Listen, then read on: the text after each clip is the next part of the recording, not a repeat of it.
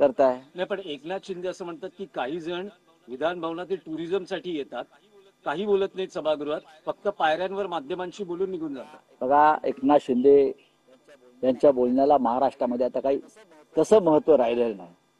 जे मुख्यमंत्री बोलतायत त्याला महत्व आहे. एकनाथ शिंदेचं आता कोण ऐकणार? आता कोणी ऐकणार? लिहून दिलेली भाषणं वाचायची, टिवल्या बावल्या करायच्या, त्याच्यावरती बोलायचं. त्यातून काय साध्य होणार आहे?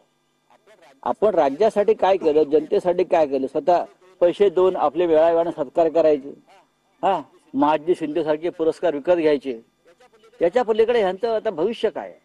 निलंबित होने के बाद अब ने अभी लेटर लिखा है राहुल नागसर को। अच्छी बात है, उनका हक है, वो एमएलए है, वो लेटर लिख सकते हैं.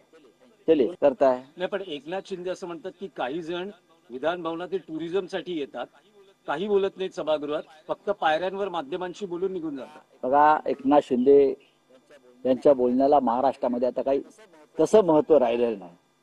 जे मुख्यमंत्री बोलतायत त्याला महत्व आहे. एकनाथ शिंदेचं आता कोण ऐकणार?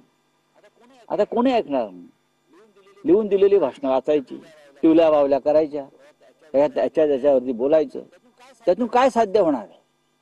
आपण राज्यासाठी काय केलं, जनतेसाठी काय केलं, स्वतः पैसे देऊन आपले वेळावेळाने सत्कार करायचे, हा महाजी शिंदे सारखे पुरस्कार विकत घ्यायचे, याच्या पलीकडे ह्यांचं आता भविष्य काय है?